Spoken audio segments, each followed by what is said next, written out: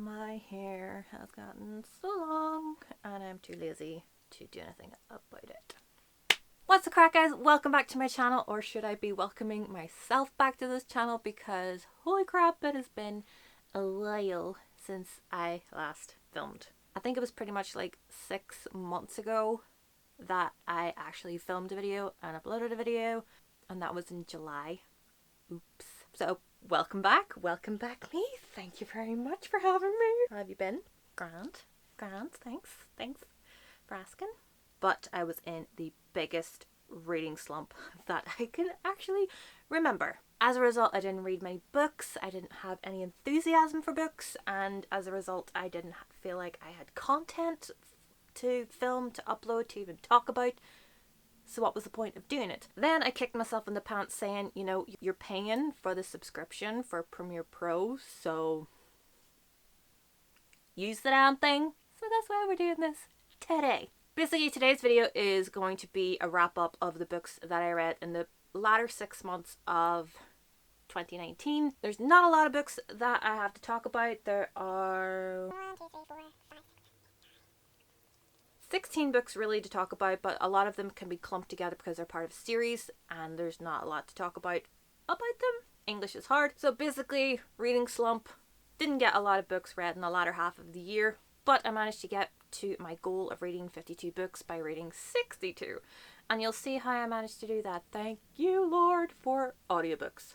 That is all I'm saying. So the first book that I have to talk about is Red Rising by Pierce Brown. I will shimmy over so you can have a little gorgeous picture of it here. I listened to the audiobook for this because Brittany the Bibliophile talks about this book quite a bit on her channel, and I was like, right, okay, I will check it out because Brittany could sell grass to the Irish. It's very green here. I absolutely loved Red Rising. I give this book 4 stars. Slightly bit off on the 5 because I did listen to it on audiobook. I think maybe if I had have read it physically I might have been more like in reading it, but I really enjoyed the audiobook. The narrator did a brilliant job. He kind of had an Irish lilt to the accent. I can't remember the name of the narrator right now. It was so long ago, and I listened to it at 1.75 times the speed, so there might have been a lilt there where there might not have been a lilt. I loved the character of Darrow. I loved what he went through. There are parts of this book where I was like, holy crap, Pierce Brown, you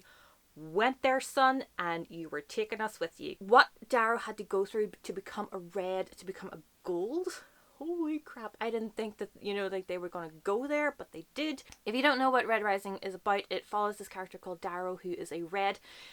In this society, you're born a colour, and that dictates your position in society. It's a caste society, and Darrow is a red who is basically a knuckle dragger. He is the one that is mining the planet to help prepare it for colonization, but they don't realize that it was colonized long ago, and so they're just basically monkeys doing jobs to sustain the ones above. Once they figure that out, they're like, right, we're not sticking for this. So he goes, becomes a gold, and infiltrates this. He goes to this like elite school for people that are going to become leaders of society. It turns into like Hunger Games meets Lord of the Flies. I've not read Lord of the Flies, but I kind of have a grasp of what it is, so I'm hoping that I'm right there. Loved everything that went down in that arena part of the book. Loved it. Really excited to see what happens next in the series when I get to, because like I have a lot of books to get to first. Next is the book that put me into my reading slump. Sorcery of Thorns by Margaret Rogerson. I give this book 1 star. Originally it was 2, and then I thought about it and I was like, nah, 1. I was so bitterly disappointed in this book. I was stood in Waterstones in Belfast, and I was like thinking, should I get this? Should I not? Because I had heard mixed things about her first book, An Enchantment of Ravens. So I was stood in Waterstones looking up Goodreads, trying to see, right, should I get this book? Should I not? All of the reviews that I saw were rave reviews. They loved it. They were like 4 or 5 stars. Read the first page, intrigued. First 50 pages, loved. Then it nosedived. It took such a nosedive that I actually struggled to read the next 100 pages, and I do not like to DNF books. I don't. I pause them and then go back to them later on if I feel like it. I was determined not to give up on this, so I went down the audiobook route. Boy, was that a waste of a credit. I was halfway through it and then I went to the audiobook and I knocked that out in one shift at work. I wanted to rip the earphone from my ear. The audiobook was not great. I didn't think the narrator was very good. The voices that she did for the male protagonists were the exact same. I couldn't differentiate between character A, character B, or character C if they were male. And there were times in the audiobook where it seemed like they had re-recorded things, but they forgot the settings on what they used to get the recording in the first place. And so that just like jarred me out of my reverie when I was actually paying attention to it. Did not like it. Did not like the twists and turns on this. I just felt like a lot of the things were very convenient for the character. Did not like Elizabeth at all. Did not like any of the other characters at all. I loved the whole premise of it. The whole idea that there's this library of grimoires and basically books that are like the Care for Magical Creatures book. Is a whole library of those on like different levels of those books, whether they're like nice little books or like nasty books. So intriguing. But such a bitter letdown. I did not like this at all. Sorry, Margaret Rogerson. After that, I read Clockwork Princess by Cassandra Clare. I give this 4 stars. I think around about 3.75-ish. And it was the final book in the Infernal Devices series, which I had previously been loving.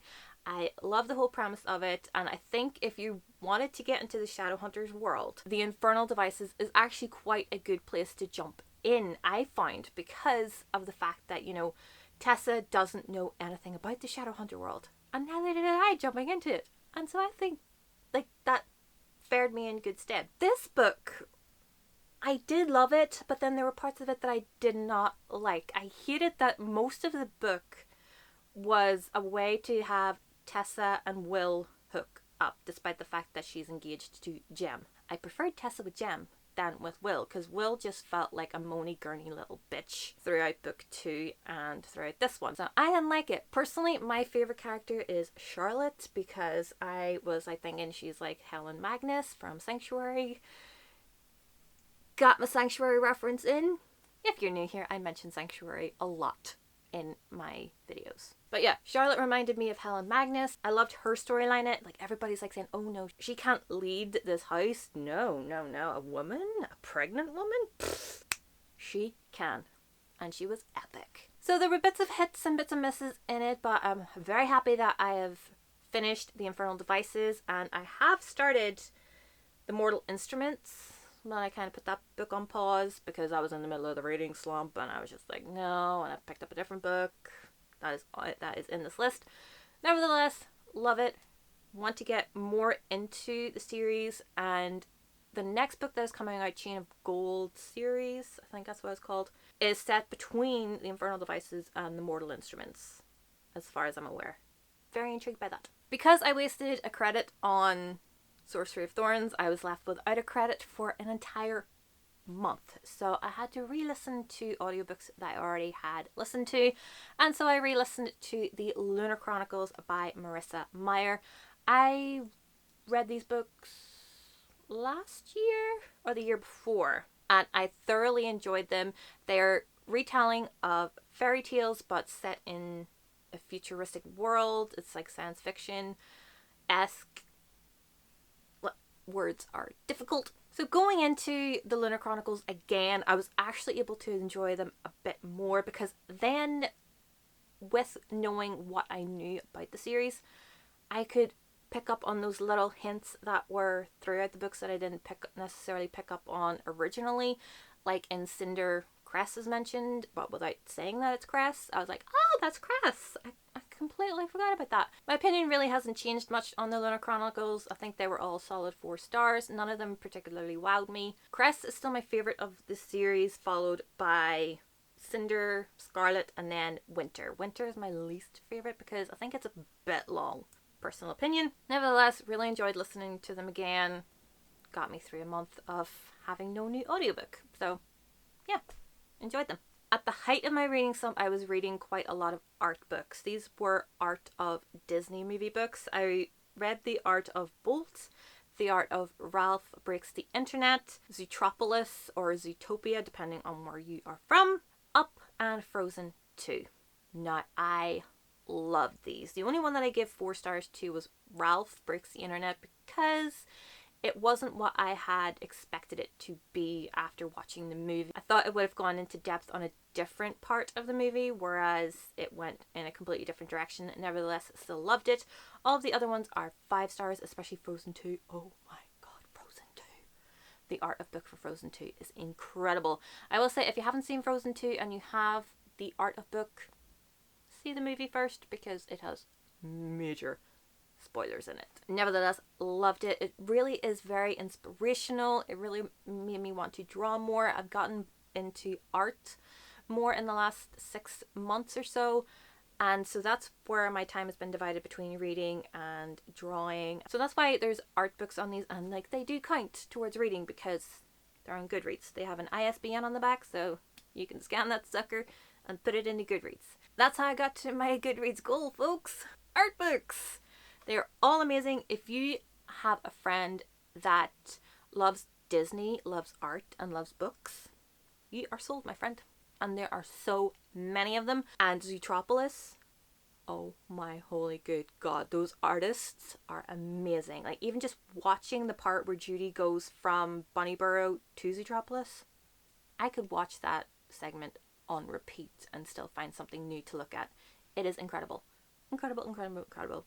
And I also read The Art of the Disney Golden Books. As a child, if a book that was kind of based off of a Disney movie does not look the exact same, I would not have been happy. Fast forward 25 years, and I love seeing these different artists and their take on Disney characters. I follow like a lot of artists on Instagram, and the way that they have interpreted Elsa, interpreted Jasmine and Belle and Ariel, they are all incredible, and I love seeing that development. So basically, The Art of the Golden Books is the same. It goes from Mary Blair to insert name here, insert name here, insert name here.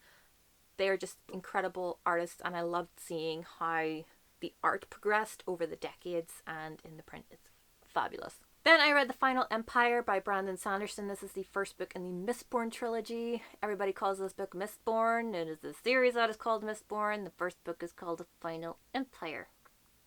This book has been everywhere since I first discovered BookTube. It has been mentioned practically by everybody and their mother. Well, maybe not their mother, but you know, you get the point. A lot of people talk about this book. And it has been on my shelf for about a year now, and so I decided to dive right in. It is a bit intimidating, I will not lie. It is an intimidating beast. So I went down the audiobook for this one. I loved it. I give it a solid 4 stars. I don't know why I didn't give it the 5.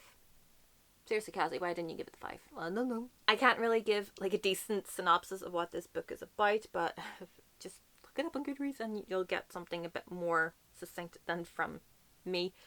But I love the characters in this. I love the main character. I can't remember her name right now. What is your name? Vin. And Kelsier. I love the magic system in it. Every twist and turn in this. Oh my goodness. This was just incredible. Half the time when I was listening to the audiobook, I was like stopping what I was doing and just going, oh my god, no. Do it. Make it. Oh my god, what the hell is this happened? I thoroughly enjoyed it. The narrator does a very good job with the audiobook. Amazing cast of characters, amazing magic system that you might think is a bit heavy and a bit difficult to understand, but it's actually quite easy to understand, and Toby is barking because they're doing roadworks down there and they dumped all their crap in front of our house, so they're having to walk up and down. So that's the dog barking. Love this book. Might change my rating to a 5 stars because I really did love it. And I can't wait to get on to the rest of the series, adding it to the pile of series that I have not finished yet. I also then listened to the audiobook of Melmoth by Sarah Perry. I pretty much just listened to this because Amelia Fox does the audiobook. I'm a fangirl. What can I say? I had a credit, I had a shift that I needed an audiobook for. I went with Amelia Fox. I went into this book not really knowing a lot about it. It had won awards on Waterstones' website and something else. I can't really remember. And the book cover had intrigued me because it's blue. I like blue. And I wanted to buy it, but I didn't. So once I found out that Amelia Fox did the audiobook, I was like, sold. Listened to it, and oh my holy sweet mother of God, Amelia brought that audiobook to life. I've listened to a couple of audiobooks by Amelia Fox, and I didn't think they were the best. Mostly because they were Philippa Gregory books, and I didn't really like the books. Loved her narration, but I didn't really like the books. So this one, oh my goodness. Amelia Fox is one of the actresses that you could really underestimate and then be amazed by. Now, I've been a fan of hers for like 11 years, and she still continues to surprise me to this day. Melmoth was no exception. I can't even really remember what the plot of the book was, but the audiobook just captured my imagination. I love the characters. I love this setting. I think it's in Prague, and it goes through different eras in time. There's bits in the past, bits in the present, bits in like the not so past, and then bits in the way past, and it's just, oh my goodness. I don't really have a lot of words to describe how much I like this book, because I can't really say how much I like the book, because I pretty much just love the audiobook because Amelia Fox just nailed it. So just incoherent flailing about the audiobook. That's pretty much what this review of Melmoth is. But I do want to purchase the book at some point and then read it. And the last book that I have to talk about of the books that I read in 2019 was Ninth House by Leigh Bardugo. Leigh Bardugo is one of my favourite authors. I love the Grisha trilogy. I love the Six of Crows duology. I loved King of Scars. When Ninth House was announced, and this is her first foray into adults, everything else she's written so far is YA, I was going to live for this. At first, I was not 100% sold on it when I started reading it. I was quite confused. I didn't really know what was happening, and as I said, reading slump was real, people. As a result, I just was not getting into it. Words were not going into the old brain. I think I got like 50 pages in, and I was like, I think I'm going to have to put this down in favour of something else, which I did. But then I went down the audiobook route. The audiobook has two narrators, one for the present day and then a different voice for like flashbacks and things like that. The main narrator, she has one of those voices that cuts through me like knives. There were times where I was like, okay, I'm going to stop this audiobook and actually just read the damn book, because I just cannot physically stand this narrator's voice. Like, it's nothing against her. It's just, I just don't like that accent. It just did not do anything for me in terms of bringing the book to life and making it a very immersive experience. I just did not like it. But nevertheless, I persevered, and I really then began to like it. I really began then to follow what was actually happening. I really began to like Alex. I kind of preferred your man, whatever his name was, Darlington. Him. I really preferred Darlington as a character as opposed to Alex. But that was at the start. Once I got into it and I really began to understand what was going on, then I really began to enjoy the book. I gave this kind of like 3.5 stars, probably leaning towards 3.75. I didn't love it. I liked it. I enjoyed it. I felt it was like a good foray into adult. I felt like it could have been better. I thought it was going to be more fantastical, but it was actually more on the supernatural side of the spectrum. Make it sound like I know what I'm talking about. I enjoyed it. I was just in the middle of the road. It was grand.